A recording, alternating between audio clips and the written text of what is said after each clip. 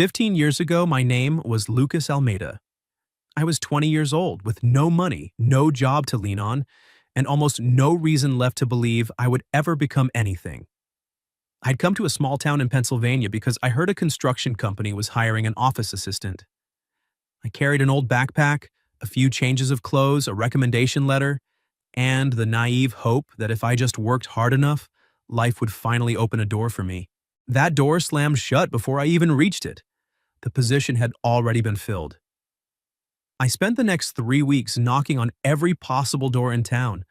Diners, warehouses, gas stations, small hotels, auto repair shops. Everywhere I went, they shook their heads. My money ran out fast. The landlady at the cheap rooming house let me stay a few extra days out of pity, but I knew even kindness from poor people has its limits. By the end of the third week, I had less than $10 left. I couldn't even afford a bus ticket out of town. That afternoon, I sat on a bench in a small park in the middle of town. There was an old fountain, a few wooden benches, maple trees just starting to turn, and a couple of weekend stalls selling coffee, flowers, and baked goods. I sat on the farthest bench, backpack at my feet, elbows on my knees, staring at the ground. I wasn't crying. I was empty. That feeling was worse than crying because at least tears proved you still had something left to react with. I was thinking about leaving town, though I had nowhere to go. I was also thinking about giving up.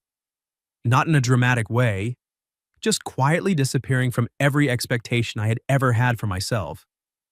That was when a girl's voice spoke in front of me. "Sorry, I didn't mean to bother you." I looked up. She stood a few steps away. About 16, brown hair tied back with a red ribbon, white apron with a little flower on it. In her hands was a paper cup of coffee and a slice of orange cake wrapped in parchment paper. She said, "You've been sitting here since my mom set up the stall. Normal people don't stare at the ground that long unless they're hungry or sad. I'm guessing you're both." I frowned, pride rising on instinct. "I don't need charity." She didn't get angry. She simply placed the coffee and the cake on the bench beside me. "I'm not bringing charity either. I'm bringing orange cake. Those are two completely different things." I looked at her. The calm way she spoke left me with nothing to say. In the end, I took the cake, not because I wanted help, but because my stomach hurt from hunger. She sat down at the far end of the bench, keeping a respectful distance. "My name's Mariana Silva. My mom sells cakes at that stall over there." I followed where she pointed. A middle-aged woman was arranging pastries on a table covered with a red and white checkered cloth. "Lucas," I said. "Lucas Almeida." From that day on, I started coming back to the park. At first because I had nowhere else to go. Later because Mariana was there. She never spoke to me like I was a failure. She asked what I wanted to do, what I wanted to build, why I had chosen hospitality when I didn't even have a stable place to sleep. I told her about my dream. I wanted to build small but decent hotels, places where guests didn't just check in and leave, but felt treated like human beings. I wanted to open cafes that smelled like real butter and real coffee, filled with real voices, not cold luxury spaces made only for photos. When I said it out loud, even I thought the dream sounded ridiculous. A broke 20-year-old with $10 in his pocket talking about opening hotels. But Mariana didn't laugh. She said, "People who can clearly say what they want to build are usually the ones who end up building it. People who have already given up don't talk like that. They talk like they said goodbye to their dreams a long time ago." I looked at her for a long time. A 16-year-old girl helping her mother sell cakes, speaking to me with a certainty no adult had given me in years. In the days that followed, I kept returning to the park. I told myself it wasn't because I was asking for food, but the truth was I came back because Mariana was there. She gave me coffee when the stall had extra, and slices of cake her mother called cutting mistakes, even though we both knew they weren't mistakes at all. In return, I helped her carry boxes, set up tables, and put away chairs. We talked about the future. She said she wanted to open her own small bakery one day. Nothing big, but a place with soul where every cake had a story. Then the last real chance appeared. An old acquaintance messaged me that a logistics company in Chicago was hiring an operations assistant. It wasn't a big job, but it was a real one. They needed someone to interview within the next 3 days. If I got it, I could start over. But I needed money for the bus ticket, a temporary place to stay, and food for the first few days. About $700 in total. I didn't have it. I told Mariana one Saturday afternoon, trying to sound casual. Maybe that chance wasn't meant for me, I said. I'll probably just keep looking for work around here. Mariana stayed quiet. She had a strange kind of silence, like she was doing math in her head, not with money, but with fate. The next morning, she came to the park earlier than usual. In her hands was a white envelope. She held it out to me. There's $700 in here. I froze. Mariana, no. It's the money I saved for 4 months. No, absolutely not. What were you going to use it for? She looked toward her mother's stall. To buy a new stand mixer. Mom's old one keeps cutting out, but the old one can still be fixed. Your chance might not wait. I stood there, not daring to touch the envelope. I can't take money from a 16-year-old girl. She looked straight at me and said, very seriously, then don't take it as money from a 16-year-old girl. Take it as one person's belief in another. Then she gave me one more thing. A small piece of paper torn from a school notebook. On it, written in blue pen, were 6 simple words. Go far. I believe in you. I read the sentence over and over. My throat tightened. I said, one day I'll come back. I'll pay you back. I'll thank you properly. Mariana smiled. Her smile always came before her words, as if the kindness inside her moved faster than her voice. I know, now go. You have a life to start. I left town on the Monday morning bus. Mariana didn't come to the station. We said goodbye under the maple tree in the park.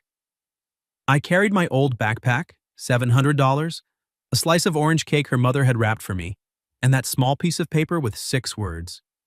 That night I slipped it into my wallet. I didn't know then that the note would stay in my wallet for the next 15 years. And I didn't know that the girl who gave it to me would become the name I searched for the longest in my life. 15 years can turn a broke 20-year-old into someone the newspapers call a self-made man. But I knew the truth was never that clean. I wasn't entirely self-made. I had been saved by a 16-year-old girl, a paper cup of coffee, a slice of orange cake, and $700 she should have used to buy a new stand mixer for her mother. I reached Chicago and got the operations assistant job. I worked like someone terrified of being thrown back into the dark. I arrived earliest, left latest, learned everything from accounting to warehouse operations, from customer service to negotiating with suppliers. Later, I moved into hospitality, bought a failing motel, and turned it into something clean, warm, with free coffee and staff who remembered guests' names. That motel made money. I opened a second one, then my first cafe, then my first boutique hotel. By the time I was 35, I was the owner of Almeida Hospitality, a group of boutique hotels and cafes operating across Illinois, Pennsylvania, Ohio, Michigan, and New York. People called me a millionaire. They said I had vision. They said I understood guest experience better than many bigger competitors. But no one knew that everything had started from the feeling of being truly seen by someone who asked, "What do you want to build?" For 15 years, I looked for Mariana. I went back to that small town. The bakery stall in the park was gone. Locals said the mother and daughter had left years ago. Some remembered the name Mariana, others only remembered the girl with the red ribbon who sold orange cakes. I hired private investigators 3 different times. I searched through small business records, school files, vendor permits, and social media. But the name Mariana Silva wasn't rare. Every time I thought I had found her, it turned out to be someone else. Once I drove more than 3 hours to a farmer's market because I saw a photo of a stall with a red and white checkered cloth. When I got there, the woman selling cakes was a stranger. I kept that small piece of paper in my wallet the entire time. It had become so worn that the creases were almost tearing. I wrapped it in a thin layer of plastic, but I still carried it with me. On difficult days, before walking into an important meeting, I would open my wallet and read those 6 words. Go far. I believe in you. I had gone far, but I still hadn't found the person who told me to go. My mother, Helena, was the only one who knew the full story. She still lived in a small town in Pennsylvania and refused to move into any of the houses or apartments I bought for her. She said old tree roots don't like being moved. Every time I came over for dinner, she would ask, "Are you still looking for that girl?" I usually answered vaguely, "I'm just doing market research for new locations." She never believed me, but she never pushed either. She only looked at me the way a mother looks at a son who carries a debt that money can never repay. Inside the company, the person who understood my schedule best was Vanessa Monroe, the marketing director. Vanessa was sharp, professional, and almost intimidatingly competent. She had helped Almeida Hospitality expand the brand and turn every new hotel opening into a media event. She had worked with me for 4 years, and I knew she had feelings for me even though she never said it directly. I respected her and trusted her abilities, but there was a locked part of my heart. I didn't know if I was still waiting for Mariana or simply waiting for a chance to properly thank a memory. Then Almeida Hospitality decided to open a new hotel in Maple Falls, a growing town in Pennsylvania. It had an old downtown, a small park, brick-paved streets, and family-run shops that still used hand-painted signs. I chose the location for its weekend tourism potential. But the moment I stepped into town, I felt something strange. Not a clear memory, just the smell of autumn leaves, the sound of shop doorbells, and the way sunlight fell across old windows. It felt like I had stood somewhere near here a very long time ago. I didn't know Mariana was living in Maple Falls. After her mother passed away, she had taken over a small bakery called Mari's Sweets. It wasn't large, just a few tables, warm cream-colored walls, glass cases filled with tarts, cupcakes, cookies, and orange cakes, and an old stand mixer that had been repaired many times. The bakery wasn't rich. Some months, it barely covered rent and suppliers, but Mariana kept the place clean and kind, filled with the real smell of butter, oranges, and coffee. Local customers loved her because she remembered what they liked, asked how they were doing, and always saved a slice for the old mailman on rainy days. We were living in the same town without knowing it. Fate brought her back into my life through something very ordinary. The new hotel was preparing for its opening party. The New York dessert supplier canceled at the last minute because their refrigerated truck broke down on the highway. The events team panicked. We only had 48 hours. A local staff member suggested, "There's a small bakery in town called Mari's Sweets. Not as fancy as the old vendor, but the cakes are really good." I nodded without paying attention to the name. Mariana accepted the last-minute order. She worked almost without sleep for 2 days. Lemon tarts, mini chocolate cakes, butter cookies, vanilla cupcakes, and, out of some unexplainable habit, added several trays of orange cakes using her mother's old recipe. On opening night, I walked past the dessert table and picked up a slice of orange cake. The moment I bit into it, I stopped. The smell of orange, the taste of butter, the slightly runny glaze, the moist texture, all of it pulled me back to a wooden bench in a park 15 years ago. The feeling wasn't a clear memory. It was more like a door quietly opening inside my chest. I asked the events manager, "Who made this cake?" "The owner of Mari's Sweets, sir, Mariana Silva." I heard the name. My heart skipped once, but my mind immediately pulled back. Mariana Silva was a common name. I had been wrong too many times before. I didn't dare to hope again. I said, "I want to meet her." When she stepped out from the side kitchen, hands still dusted with flour, hair tied with a deep red ribbon, I looked at her. A woman around 30, mature, calm, with deeper eyes and a face that no longer belonged to the 16-year-old girl in my memory. I did not recognize her. I truly did not recognize her. But she recognized me immediately. She just didn't say anything. I held out my hand. "Lucas Almeida, your cake is very special." She shook my hand. Her voice was steady. "Thank you. It's a family recipe." I said, almost without thinking, "It tastes like a memory." She looked at me. There was a small wave in her eyes, but she hid it quickly. "Good cake is cake that has a story inside," she replied. I stood completely still. That sentence. I had heard a version of it a very long time ago, But the memory moved too fast for me to catch. I only looked at her and felt that the woman in front of me carried something familiar in a way that made me uncomfortable, like a song I had heard as a child but had forgotten the lyrics to. That night, Mariana left the hotel without telling me the truth. She could have said it right then. I'm the girl who gave you $700 15 years ago. But she didn't want gratitude to decide everything between us. She wanted to know if, without that 15-year debt standing between us, I would still see the person she had become. Whether I could love Mariana at 31, the owner of a small, struggling bakery, and not just worship the 16-year-old girl who had once saved a broken young man. So she kept the secret. And I, the man who had spent 15 years searching for her, began to fall in love with her as if she were a complete stranger. The morning after the opening, I walked to Mari's Suites before going to the hotel.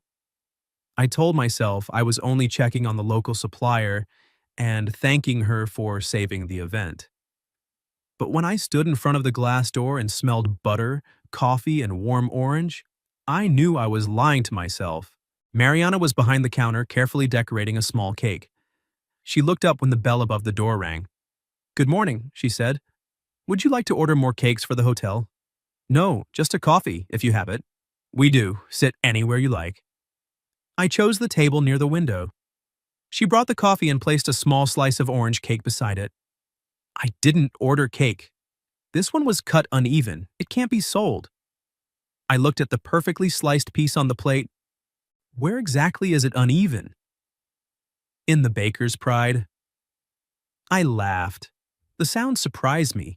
It had been a long time since I laughed that easily with someone I had just met. I came back the next morning, and the morning after that. At first it was only coffee. Then it became conversations. Mariana didn't talk like the people in my world. She didn't try to impress me, didn't flatter me, and never asked about money or press coverage. She asked simple, difficult questions. "What part of the hotel makes you feel proudest?" she asked one morning. I started talking about design, service standards, and operational systems. She shook her head gently. "No, I mean the part that makes it feel like it has a soul." The question left me quiet for a long time.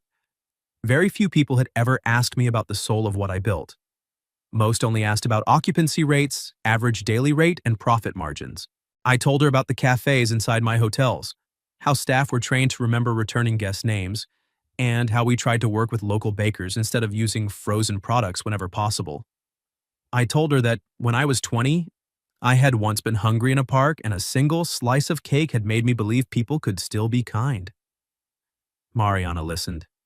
She didn't tell me she was the girl in that story. She only asked, "Did you ever find her?" I put my hand on my wallet but didn't open it. "I've been looking for 15 years. To pay her back?" At first, I thought that was the reason. Later, I understood that money is the easiest thing to return. I want her to know she wasn't wrong to believe in me. Mariana looked down at her coffee. After a moment, she said softly, "Maybe she already knows." I didn't understand why her voice sounded sad. Those mornings slowly became a habit. I arrived around 8. I always sat at the same table near the window. Some days we talked about business. Some days she told me about her mother and the recipes she had left behind. Especially the orange cake and the belief that good cake is cake that has a story inside. Other days we simply sat in comfortable silence while she worked behind the counter and I opened my laptop. The sound of the espresso machine and the quiet rhythm of a knife-cutting cake filled the space between us. I began to notice the difficulties the bakery was facing. The old freezer made strange noises. The spice shelf was loose. Suppliers had raised the price of flour and chocolate. Mariana never complained. She simply reduced the number of expensive items and replaced them with cheaper ingredients. Her quiet dignity made it impossible for me to offer direct help, so I helped in other ways. I started ordering cakes for internal meetings at the hotel. I introduced Mari's Sweets to the local business association. I added her name to the hotel's list of approved vendors.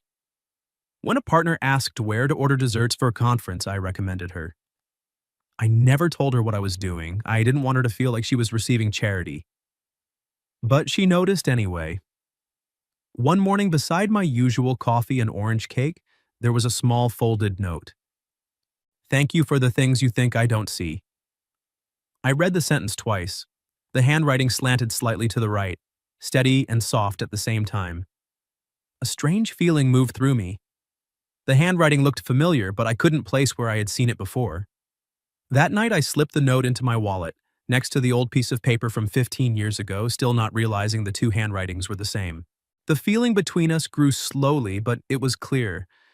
One rainy afternoon, I walked into the bakery and found the spice shelf had collapsed, jars of cinnamon broken across the floor.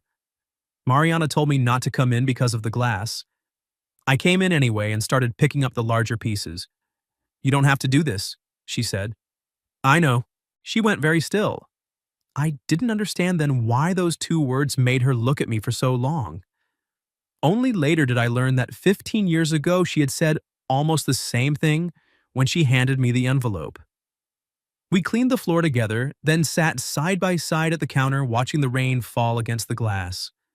I asked her, "And are you happy here?" She thought for a long time before answering. The bakery gives me meaning. This town gives me roots. Happiness is more complicated than that. What are you still missing? She looked out at the rain. Sometimes I just want someone who will come before the storm. Not to protect me like I'm weak. Just to sit beside me until the rain passes. I didn't say anything, but I knew in that moment I wanted to be that person. Vanessa noticed the change in me before I even named it. She saw me going to the bakery every morning. She heard me mention Mariana in conversations that had nothing to do with work. She watched the way I looked toward the center of town from the hotel windows. One afternoon she came to Mari's suites alone. Mariana told me later that Vanessa was very polite, but every sentence felt like a blade wrapped in velvet. Vanessa said, "Lucas is a very busy man. His world is much larger than this town. Sometimes his attention can make people misunderstand." Mariana only replied, "Would you like more coffee, or are you ready to leave?" The question made Vanessa angry, but Mariana showed nothing. After that, Vanessa began digging. She collected scattered pieces of information. The bakery had once owed suppliers. Mariana had once sent a business proposal to one of Almeida Hospitality's branches years ago and been rejected by the system. Revenue had increased after I appeared, and several new customers were coming from the hotel. All of it was true, but Vanessa twisted the pieces into a different story. That Mariana had deliberately approached me to save her failing bakery, using charm and a hard luck story to take advantage of me.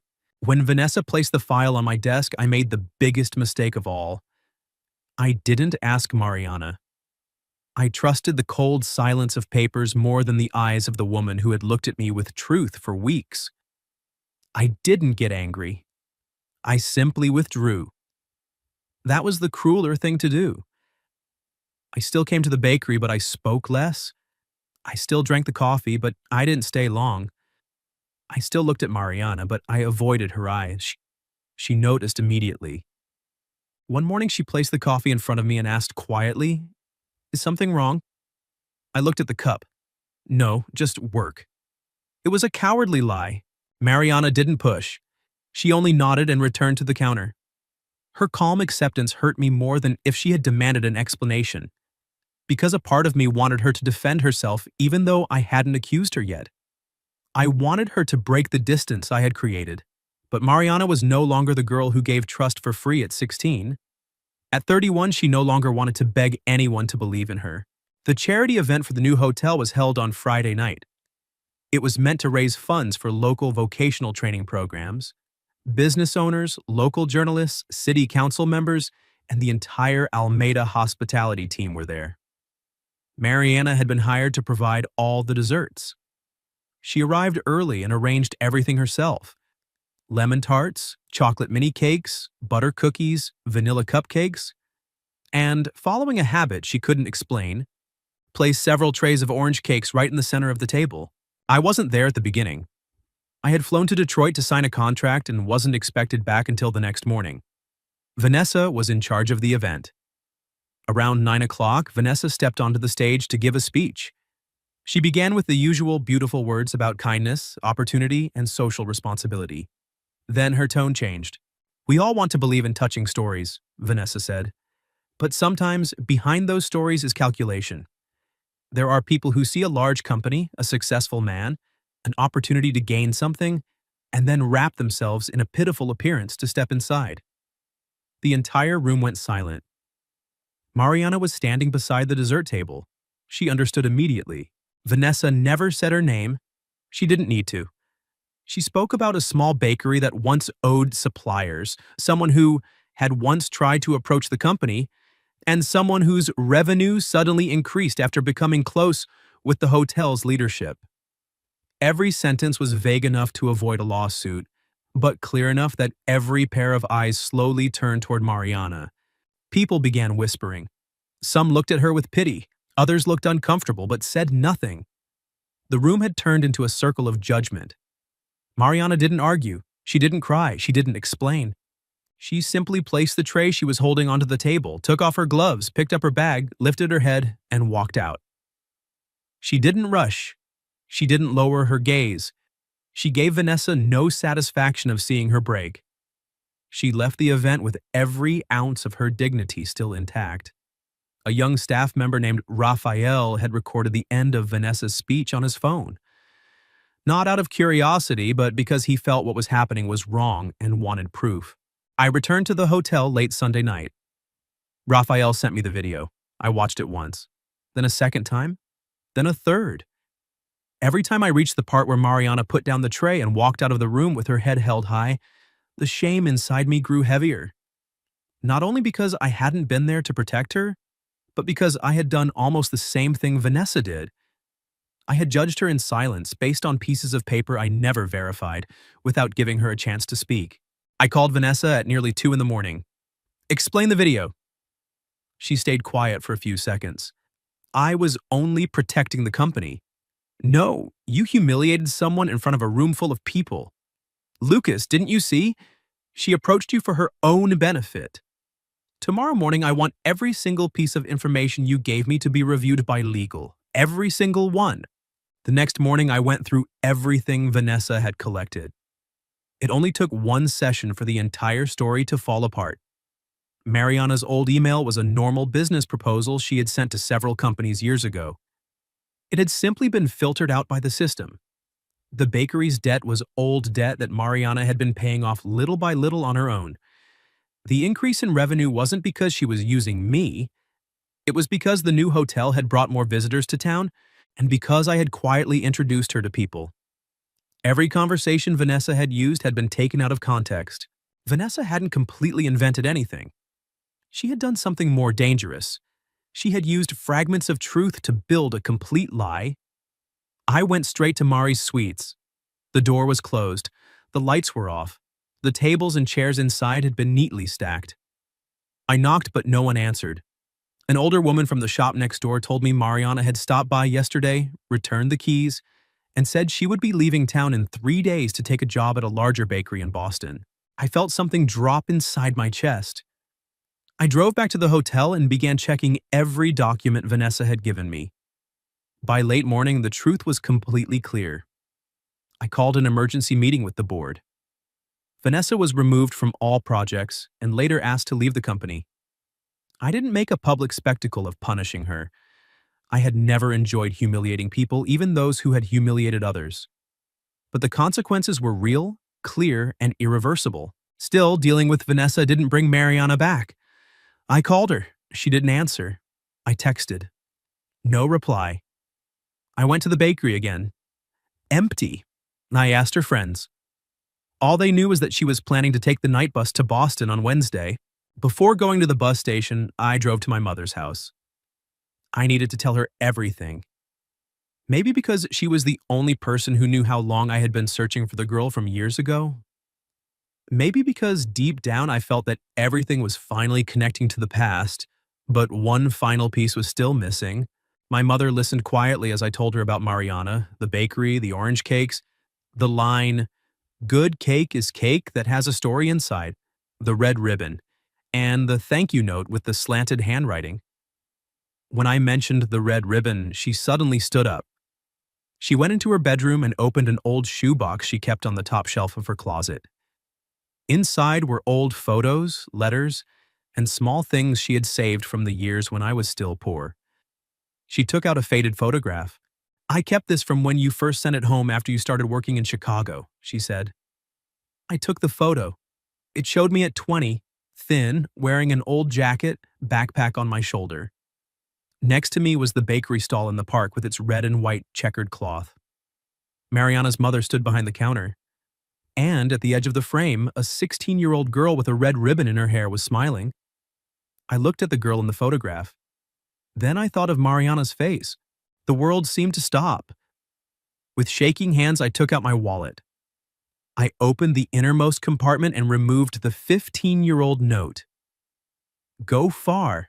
I believe in you. I placed the note beside the old photograph. The handwriting was exactly the same as the note Mariana had left under my slice of orange cake a few weeks ago. My legs gave out. I sat down on the chair, covered my mouth with my hand, and cried. I, the man who had stood in front of investors worth hundreds of millions without shaking, was now crying like the 20-year-old boy I used to be. I had searched for Mariana for 15 years. She had been standing right in front of me. She had looked at me every morning, made coffee for me, listened to me, and let me fall in love with her as if she were a stranger. And I had not recognized her. My mother placed her hand on my shoulder. Go find her, Lucas. I stood up immediately. The bus station in Maple Falls had a bus leaving for Boston at 8 o'clock that night. When I arrived, the clock showed 7:48, and I saw her. Mariana was standing in the boarding line, backpack on her shoulder, a small suitcase beside her. Her hair was down. She wasn't wearing the red ribbon. For some reason, the absence of that ribbon hurt like I had just lost her all over again. I called out, Mariana. Mariana turned around. She wasn't shocked, not completely. It was as if one part of her had been waiting for this moment, while another part had already prepared to leave if I didn't come. I walked toward her, holding the old photograph and the 15-year-old note in my hands. My fingers were still shaking. I gave both to her without saying a word. She took the photograph first. The moment she saw herself at 16, standing beside her mother's stall with the red ribbon in her hair, her eyes filled with tears. Then I placed the small, worn piece of paper on top of the photo. I've kept it, I said, for 15 years. It's been in my wallet every single day. Mariana looked at the 6 words. Tears fell, but she didn't wipe them away. I knew who you were from the opening night, she said quietly. I nodded. The pain in my chest made it hard to breathe. Then why didn't you tell me? She looked at me. There were no more secrets between us now, because I didn't want you to come to me out of gratitude. I didn't want you to see me as the girl who gave you $700 15 years ago. I wanted to know if, without that past standing between us, you would still see me. The 31-year-old woman who owns a small bakery, who has debts she's still paying off, who has pride, who has fears, and who has her own dreams. I wanted to know if you could love me for who I am now. I'd looked at her, and the regret was almost unbearable. I do, I said. I love the woman who makes coffee for me every morning, the one who remembers what her customers like, the one who refuses to lower herself just to fight back when someone tries to humiliate her, the one who walked out of that room with her head held high. And I also love the 16-year-old girl who saved me, but not because of the debt, because both of them are you. She closed her eyes. More tears fell.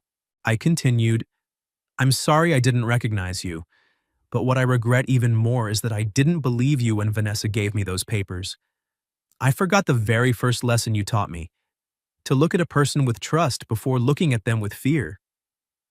Mariana glanced toward the bus that was now boarding. The driver was calling for final passengers. I was going to leave, she said. Not because I don't love you, but because I didn't want to stay in a place where people thought I had to prove I wasn't cheap. You don't have to prove anything to anyone anymore.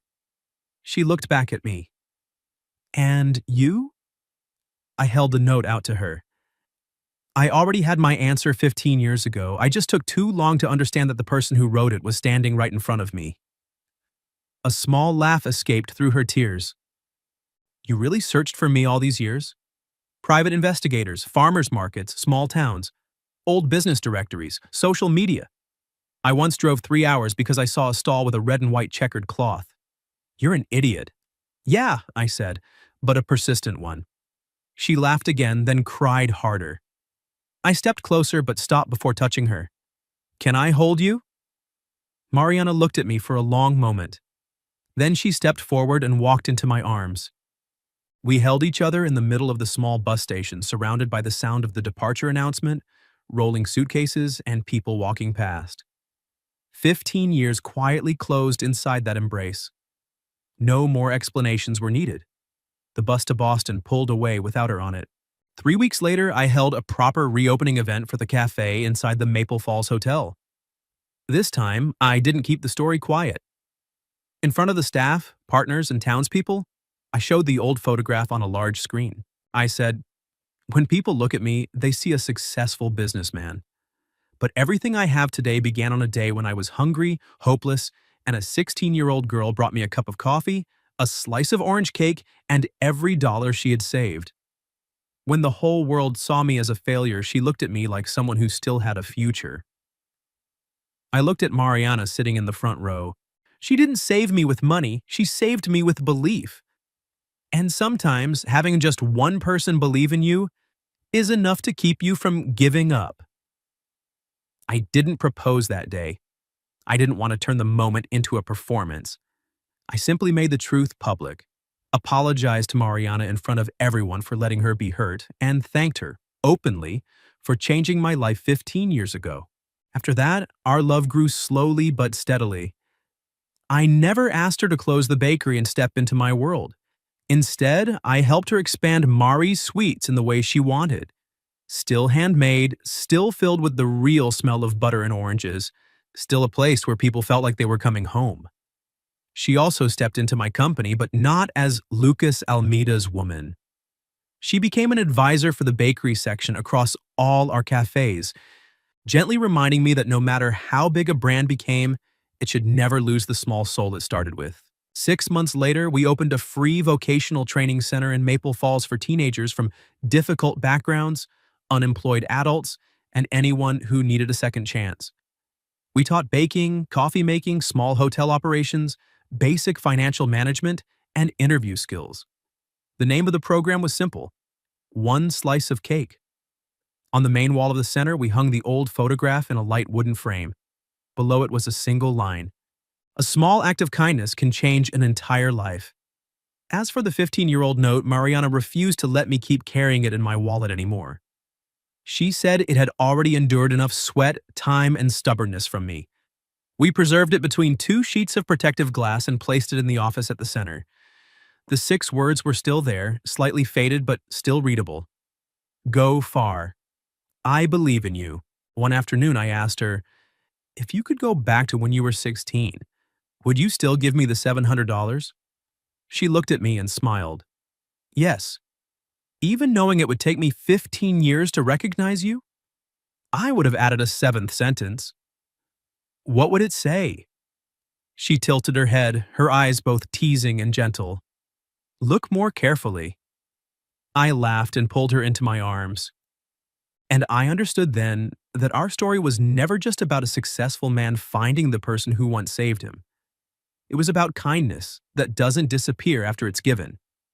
It travels far, grows, circles through years and cities and mistakes, and one day returns in the form of a small bakery, a slice of orange cake, a woman who has grown, and an old note that still has the power to make a man cry.